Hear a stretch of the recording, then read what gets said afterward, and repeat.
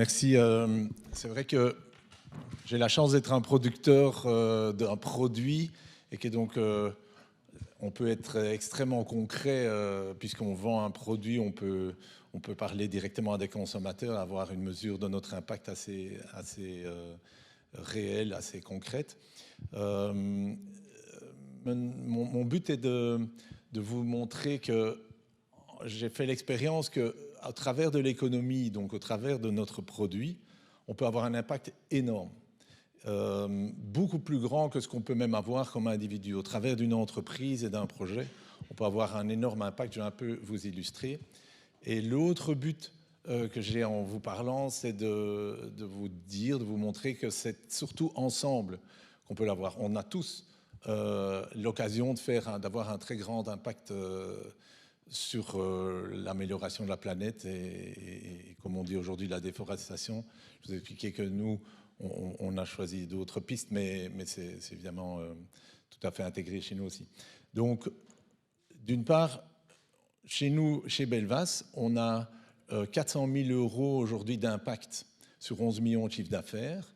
Impact, quand je dis, c'est réellement le prix qu'on paye en plus aux planteurs grâce à ce qu'on fait, donc grâce au fait qu'on est fair trade, qu'on est bio. Notre aventure a commencé en 2005. J'avais choisi directement de m'associer à Fairtrade, voilà, parce que c'était le standard que je connaissais et je trouvais qu'il était bien établi. Maar heel snel zijn we dan overgegaan. Mais très rapidement, nous sommes passés à des produits bio. Bio représente 70% de nos ventes aujourd'hui. Et en ce qui concerne le bio, on se focalise davantage sur le Pérou, l'Amérique latine, différents pays en Amérique latine, parce que c'est là que la plupart des produits bio sont produits. Je n'en étais pas vraiment conscient, mais pour le bio, nous payons 3 500 $ par tonne à l'agriculteur. C'est le prix Borchamp. Donc ça, c'est le vrai prix que les agriculteurs touchent. Et donc là, on est vraiment à 3 500 $ par tonne. Aujourd'hui, on est encore à plus de 3 500 $ parce que le prix sur le marché a encore augmenté. La question du prix living income, puisqu'on est à un niveau plus ou moins de living income, 3005, c'est le living income qui est reconnu au Pérou. Mais au travers de notre aventure là-bas, au travers aussi, c'est marrant de dire, on était associé à Fairtrade, c'est parfois, quand eux ont décidé, je trouvais de faire un compromis, pour lequel je suis encore toujours pas d'accord, vous le savez, c'est de faire le mass balance. Nous, ça nous a motivés d'aller plus loin, de dire, ok, très bien, mais nous, on veut pas ce mass balance, on veut un direct supply chain, ou je sais pas comment ça s'appelle aujourd'hui. Je voulais dire aussi que pour la traçabilité, l'avantage qu'on a quand on est bio, parce que forcément la traçabilité, elle est déjà définie dans le bio, puisqu'il faut pouvoir prouver que la fève était bio avec un certificat dès le départ. Maar dus toen Fairtrade, et je comprends pourquoi Fairtrade a décidé de le faire, mais nous n'étions pas d'accord de le faire dès le début. Donc nous avons décidé de prendre contact avec les agriculteurs et de regarder ce qu'on pouvait faire. Et c'est pour ça que je voulais vous dire que l'influence, qu'on peut avoir influence sur tout le monde. Chez Oxfam, par exemple, c'était en 2007-2008, il me semble. Ils ont commencé à donner des conférences de presse par rapport à ce problème, par rapport au marché du cacao, le fait que les revenus des fermiers étaient trop bas. Et j'étais un peu sensible à cela. Et mieux qu'on connaît les fermiers, mieux qu'on constate qu'on peut avoir un impact considérable. Et à l'époque, j'avais compris que l'Afrique avait un problème de revenus beaucoup plus important qu'en Amérique latine. Et c'est à ce moment-là que nous avons décidé de changer de cap, parce qu'on trouvait que dans l'industrie du chocolat, le problème des revenus est un problème vraiment considérable et nous trouvons que pour le chocolatier, c'est un vrai devoir de faire quelque chose.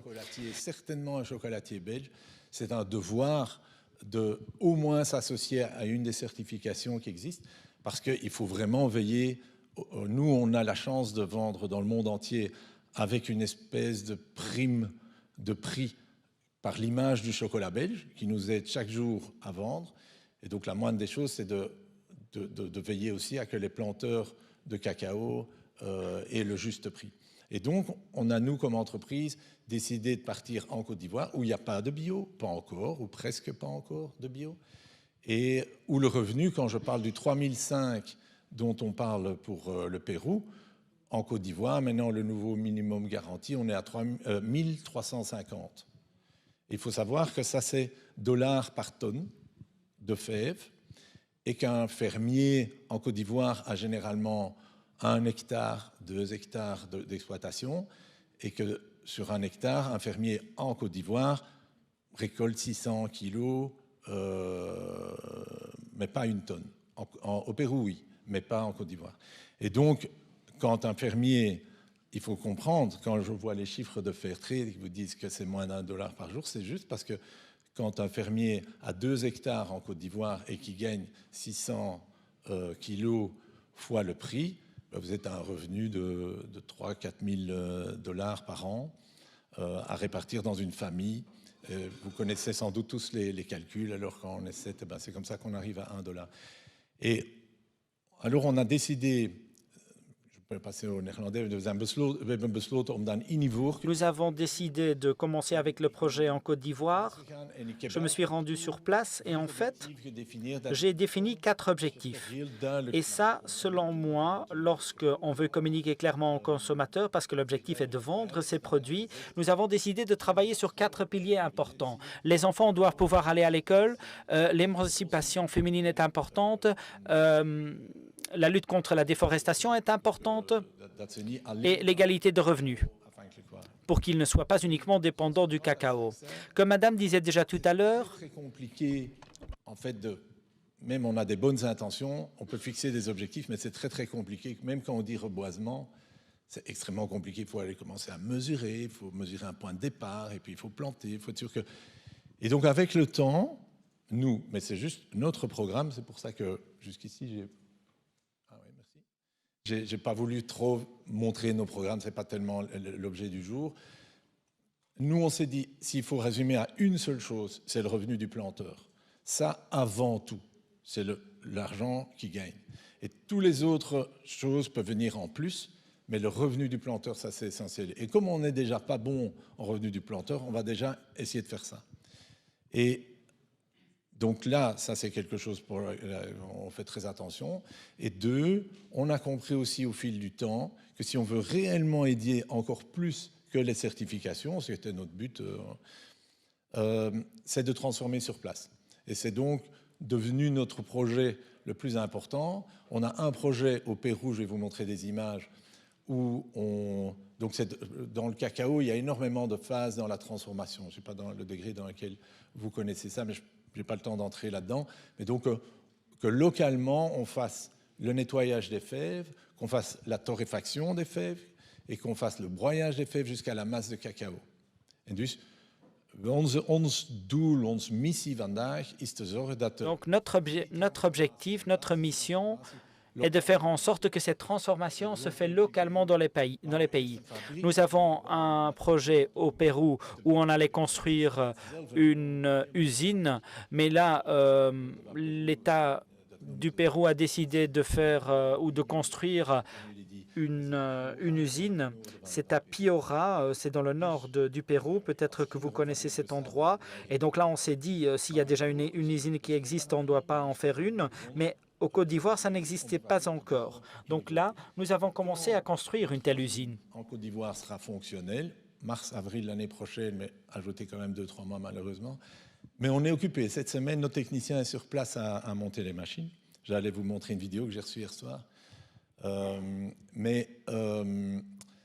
passera à 800 000 € on peut dire, d'impact, parce que justement, par cette usine, on pourra payer encore un meilleur prix de manière locale, et qu'on aide les planteurs locaux à faire la conversion vers le bio.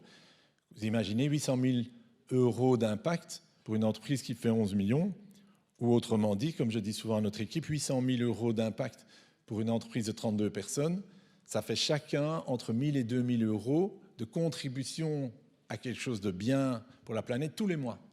Donc c'est impossible d'atteindre des montants pareils en donnant une partie de votre salaire, sauf si, je ne sais pas qui a 10 000 € net par mois pour en donner 2 au sud tous les mois. Mais sinon, ça permet et ça vous montre qu'une entreprise, et même donc l'économie qu'on pourrait trouver parfois très mercantile et très intéressée et pas du tout intéressée au bien-être de la planète, au fond, une entreprise vous donne un moyen énorme, un multiplicateur énorme de faire finalement du bien sur la planète. J'ai quelques petites images à vous montrer. Ça, je vous montre, mais bon, ça c'est un peu la pub. Donc ça, c'est les machines qu'on met... Enfin non, c'est notre nom, c'est pas de la pub, mais enfin bon, c'est les machines qu'on installe pour le moment, mais je vais vous montrer d'autres photos. Vous voyez, le but, c'est qu'on fasse le nettoyage de la torréfaction, le pré-broyage et le broyage jusqu'à la masse de manière locale. Après, het is dus cacao-massa die naar België komt, want we moeten Belgische chocolade blijven. Parce qu'il faut, ça doit rester du chocolat belge. Hein. Donc, au niveau local, nous faisons la transformation et on transforme le produit en chocolat. Je vais devoir avancer un tout petit peu plus vite. C'est un avantage énorme au niveau écologique, le fait que nous pouvons faire le traitement localement. Parce qu'il faut savoir que vous avez une diminution considérable des frais de transport. Bien évidemment, si c'est encore en masse, vous pouvez transporter beaucoup plus que lorsque c'est en fève. Au niveau local, la fève qui se trouve autour, on va l'utiliser pour le compost. Et bien évidemment, vous allez pouvoir éviter beaucoup plus d'émissions. C'est donc une approche qui est vraiment nécessaire. Cette transformation doit se faire localement. C'est comme ça qu'on le fait et c'est très important pour nous. Là, vous voyez où c'est. Vous voyez que c'est à 221 heures à pied de Lima, mais bon, on le fait quand même en avion sur Tarapoto, là au-dessus, et puis Juanhui. Donc là, on a été encore plus loin. Ils étaient déjà bio, donc là, on est très fiers parce que depuis cette année, on a la certification Déméter, qui est un peu quelque chose que peu de gens connaissent, mais c'est encore plus que bio. Et on a convenu avec ce village d'acheter toute la récolte du village depuis 6 ans, qu'on paye à un prix de 3 600. Au début, on avait dit, vous avez en tout cas une prime de $100 pour faire l'effort de devenir Déméter. Et maintenant qu'ils sont Déméter, on paye 4 500 pour être sûr qu'ils soient bien rétribués par ce système qui est merveilleux, qui est de la biodynamie en fait. Déméter n'est peut-être pas connu, mais c'est la biodynamie. Vous avez ça beaucoup dans les vins. Ce n'est pas l'objet du jour, mais c'est extraordinaire et ça donne en plus des fruits particulièrement bons, ce qu'on va retrouver dans le chocolat finalement. Et ons project in Ivoorkust, dat hebben we ook bewust. Notre projet au Côte d'Ivoire, c'est quelque chose que nous avons fait consciemment. C'est au milieu des plantages, donc nous n'avons pas décidé de le faire à Abidjan où se trouvent toutes les usines, mais nous avons décidé de construire une usine à Daloa. Là, nous sommes en train de construire cette usine ensemble avec une coopération locale. Ça, c'est le bâtiment dont je parle. Ça fait un mois et demi que ces photos ont été prises. Les photos d'hier soir, je les ai plus mis dans le PowerPoint, mais maintenant, il y a déjà des machines qui ont été placées dans le bâtiment. Il faut avoir une zone propre et une zone sale dans une telle usine. Et c'est une usine beaucoup plus grande que ce qu'on pouvait faire. Acteurs plus dans le B2B, des producteurs de chocolat qui vont acheter notre masse. Si je dis encore un petit mot sur le fait qu'on a tous une influence sur tout le monde, j'avais 2 exemples, mais je vais, pour une question de temps, pas trop les développer. Mais en fait, forcément, nous avons un très fort impact sur nos fournisseurs, parce que quand il y avait cette histoire de mass balance, mais on s'est mis ensemble avec Oxfam et on a imposé à nos fournisseurs de nous donner une filière directe. Eh bien, ça s'est fait parce qu'on avait les 2 volumes. Donc, on a nous sur nos fournisseurs. Mais en fait, celui qui a la vraie clé, et ça on l'est tous, c'est le consommateur. Parce que, Eric sait qu'il a 400 000. Quand je dis que nous avons un impact de 400 000 €, en fait, il faut savoir que nous-mêmes, nous n'apportons rien de ces 400 000 €. Ce sont les consommateurs qui achètent nos produits qui ont un tel impact. Et c'est ainsi que la chaîne fonctionne. Le planteur a aussi sa responsabilité parce que le planteur, il doit assurer, avec les systèmes de certification, c'est déjà une partie, mais il doit assurer le consommateur du Nord que vraiment, c'est vrai que c'est mieux pour lui et qu'il reçoit vraiment ce revenu et qu'il respecte les choses que nous demandons de faire en échange. Donc, c'est vraiment tous ensemble, tout le monde a une influence sur les autres. L'exemple de la marque Tony Chocolonely qui démontre qu'on peut, à travers quand même un objectif de mieux traiter les gens, d'avoir un meilleur revenu pour les gens, avoir quand même un succès économique.